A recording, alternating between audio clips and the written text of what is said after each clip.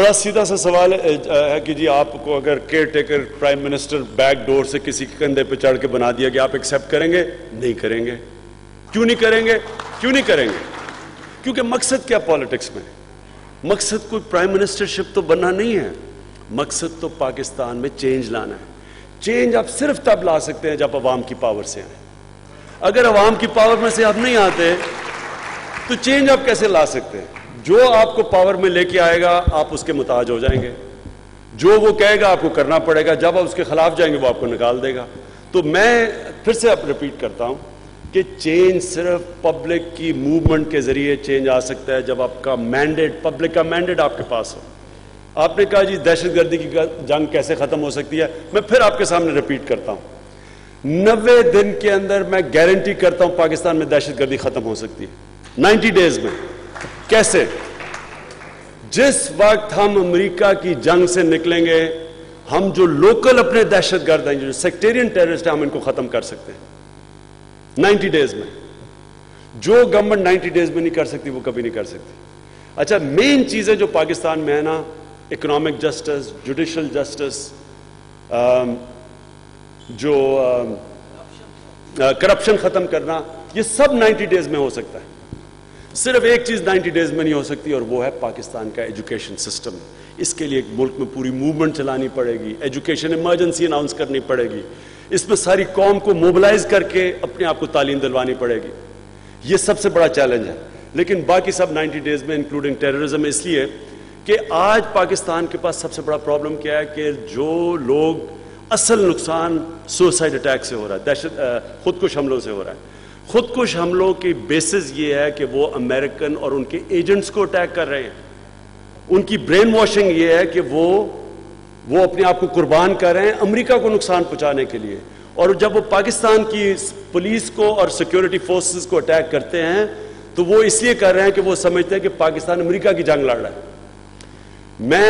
میرا یہ ایمان ہے، اور میں آپ کو بائی دا وے 2 CIA کے جو ٹاپ اینالسٹ ہیں، جو CIA کے اسٹیشن چیف تھا افغانستان میں، گریم فولر، اور مائیکل شور جس نے بڑی کتاب لکھی ہے امپیریل ہیوبرس، دونوں کی یہی اسیسمنٹ ہے کہ جس دن امریکہ افغانستان سے نکلے گا پاکستان دہشت گردی پہ قابو پا جائے گا. یہ ان کی بھی اسیسمنٹ یہی ہے.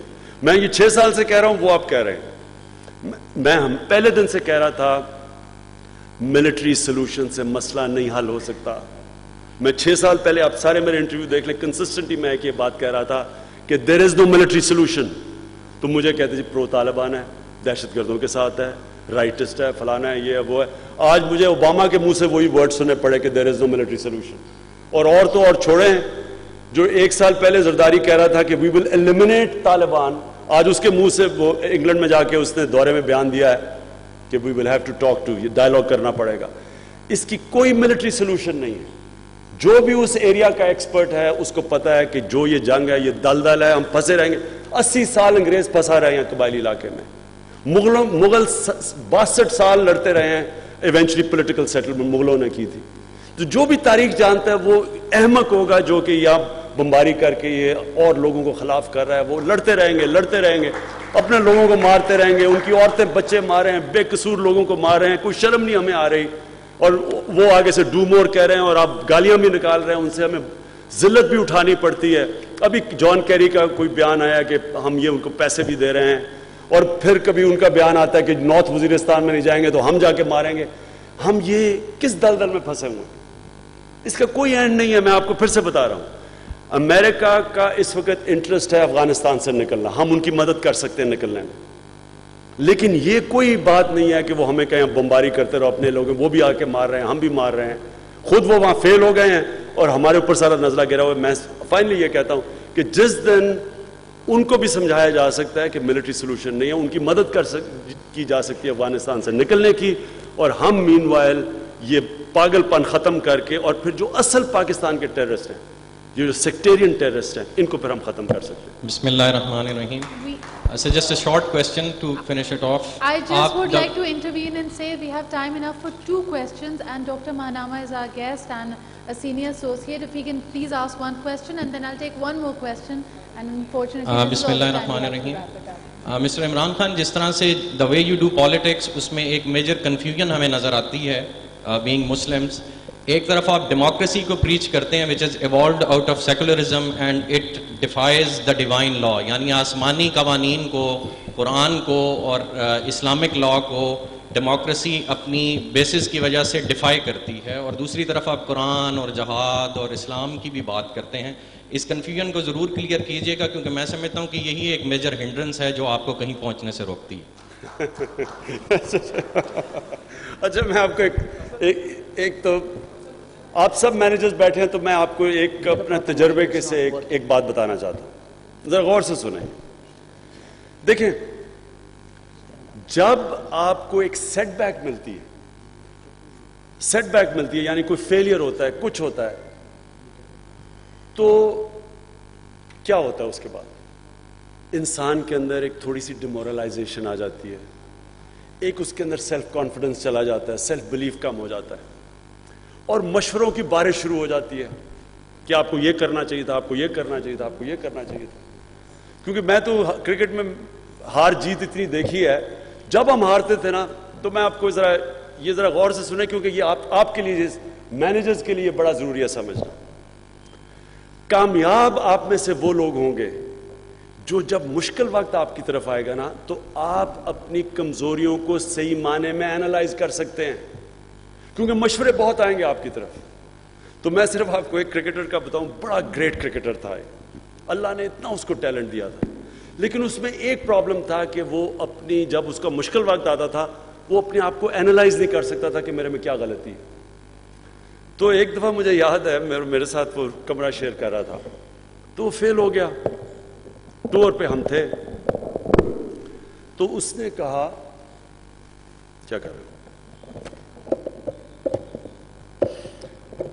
تو وہ میرے سے پوچھتا,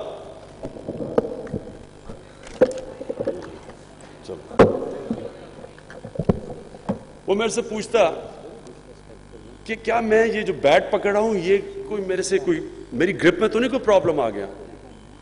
تو میں ابھی تھوڑی دیر پہلے اس نے اسی گرپ سے مار کے پاگل کر دیا تھا اگلوں کو. تو میں نے کہا نہیں ہو. اگلے دن وہ آتا ہے, میری کی آنکھیں تو نہیں کمزور ہو گئی,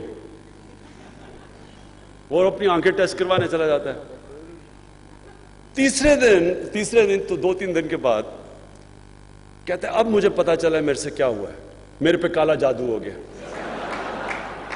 میں یہ آپ کو سچ واقعہ بتا رہا ہوں. اچھا, پرابلم کیا تھا کہ اس کے اندر اپنے آپ کو اینالائز کرنے کی کیپیبلٹی نہیں تھی.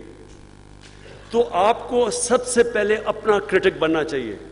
کامیاب آپ میں سے وہ ہوں گے جو آپ اپنی غلطیوں کو صحیح معنی میں اینالائز کریں گے, نہیں تو آپ اور طرف نکل جائیں گے. آپ کو کیونکہ یاد رکھیں, برے وقت میں ایڈوائز کی مشوروں کی بارش ہو جاتی ہے. میں نے تو تحریک انصاف میں کہہ دیا کہ کسی نے مشورہ دینا پہلے پارٹی فنڈ میں پیسہ جمع کروائے. مفت مشورے میں اب نہیں لے سکتا, مشورے میرے کانوں سے نکل رہے ہیں, کیونکہ ہر کوئی مشورہ دینے کے لیے تیار ہو جاتا ہے. تو اینیوے, میں آپ کو یہ جو ابھی انہوں نے بات پوچھی کہ کیا ہم اس لیے تو نہیں فیل ہو رہے کہ ہمارے میں کنفیوژن ہے اسلام کے اندر اور ڈیموکریسی میں. میں جسٹ فنشنگ. دیکھیں, قائد اعظم سے کسی نے پوچھا کہ will you be following the Westminster, have you learn democracy from the English? تو قائد اعظم نے کہا کہ we learn democracy 1400 years back. وہ کیا تھی؟ مدینہ کی ریاست کو آپ ذرا غور سے اسٹڈی کریں, وہ ایک ٹوٹلی ڈیموکریٹک ریاست تھی, کیونکہ اس میں سارے انگریڈینٹس ڈیموکریسی کے تھے. جو خلفائے راشدین تھے, ایک ویو کے مطابق, اس میں اور ویوز ہو سکتے ہیں, کہ ایک الیکٹرل کالج سے الیکٹ ہوئے تھے, نہیں تو نبی صلی اللہ علیہ وسلم اپنے سکسیسر چھوڑ جاتے. نمبر 2, ٹوٹل ٹرانسپیرنسی تھی. حضرت عمر کو ایک مسجد میں آدمی کہتا ہے کہ جی بتائیں, آپ نے یہ جو اپنے کپڑے پہنے کدھر سے آپ کے پاس پیسہ آیا؟ اور رول آف لا تھا. 2 خلیفہ وقت کٹارے میں جا کے کھڑے ہوئے, اور حضرت علی کیس ہار جاتے ہیں ایک یہودی شہری سے, کیونکہ وہ کہتے ہیں کہ آپ کے بیٹوں کی گواہی میں قاضی منظور نہیں کرتا. یعنی رول آف لا تھا. بڑے انسٹنسز ہیں کہ سب, حضرت ابو بکر جب خلیفہ بنے تو انہوں نے ایک ہی چیز کہی کہ میری ریاست میں کمزور اور طاقتور قانون کے سامنے ایک برابر ہو جائیں گے, یعنی کہ رول آف لا ہوگا. تو انصاف, اور دوسری طرف ایک ویلفیئر اسٹیٹ تھی, اور تیسری طرف اکاؤنٹیبل اسٹیٹ تھی. اور کوئی اسٹیٹ میں بادشاہت نہیں تھی. تو جب قائد اعظم نے کہا تھا کہ وی لرن ڈیموکریسی دیر, تو وہ ساری جو ڈیموکریسی کے 2 مین پلرز ہوتے ہیں, ٹرانسپیرنسی اینڈ اکاؤنٹیبلٹی, وہ دونوں ادھر تھے. تو الیکشن کروانے میں ڈیموکریسی نہیں ہے. حسنی مبارک 40 سال سے الیکشن کروا رہا ہے, یہاں ازبیکستان میں وہ کروا رہا ہے, اسلام کریموف وہ بھی 30 سال سے کروا رہا ہے, مغابے 30 سال سے کروا رہا ہے الیکشن میں ڈیموکریسی آنی ہوتی تو ساری تیسری دنیا میں ڈیموکریسی. صدام حسین الیکشن کرواتا تھا. جب تک آپ کے پاس بیسک انگریڈینٹس نہ ہوں, rule of law, justice,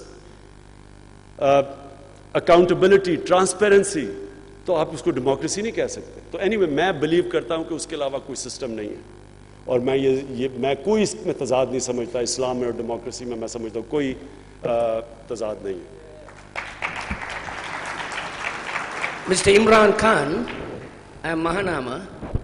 Although I've had the privilege of meeting you on a level playing field way back in Sri Lanka in the mid-80s, I address you as Mr. Imran Khan because of the great respect I have for you. I was not planning to ask a question, but because of my own passion for cricket, I thought I must ask this question. You are undoubtedly one of the greatest all-rounders produced by Pakistan on a par perhaps with Sir Hadley, Sir Ian Botham, Sir Vivian Richards, and so on.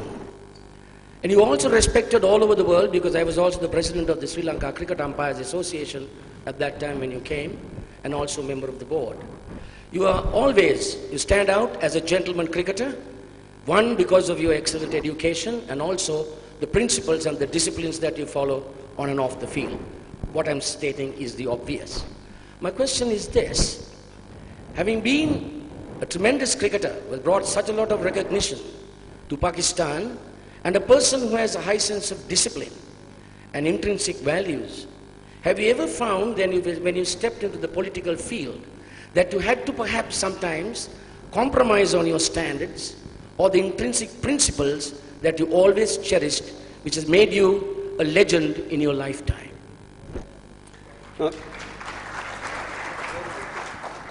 See, I think compromise is a part of life. You know, when people get married, they have to know the art of compromising, otherwise the marriage doesn't work. So you can't live in a human society and not compromise. But compromise has to be, in politics, for an objective. You do not, if you have a vision, which I have from day one, I have a very clear vision of Pakistan. So I would compromise to get to the vision, but I will never compromise on the vision. So this is the big difference. You can compromise to get to your goals, but you never ever compromise on the goals. So if you hear the managers have certain goals in life, ambitions in life, please remember that the moment you make one compromise on your vision and you accept something less, then it's a downward spiral and you will keep compromising. So you upgrade your vision but never come down on it. So for instance, just to give you a cricketing example, when I started playing cricket, I wanted to be the best, I wanted to be the best all-rounder in the Pakistan team. So when I became the best all-rounder in Pakistan team, I then wanted to be the best all-rounder in the world. Then when I became the captain, I wanted Pakistan to be the best team in the world. So your ambitions always keep going up, but you never ever accept anything less. So for instance, when I started this Namal University, it started with a technical college. The idea was to have a technical college in Namal because there was so much unemployment there. But when I started thinking of a technical college, I got carried away. I thought, why not have a technical university? Then when the university started, I thought, why not have a knowledge city there, like Oxford or Cambridge? So my ambition always has gone up. And similarly, in the hospital, we started off, people said, just build a small hospital. And then it became a center of excellence, then a research center. So for all of you, always have big dreams. You will be as big as your dreams. It doesn't matter how much talent, intelligence you have, it's your dreams that will decide how big a person you'll become in life.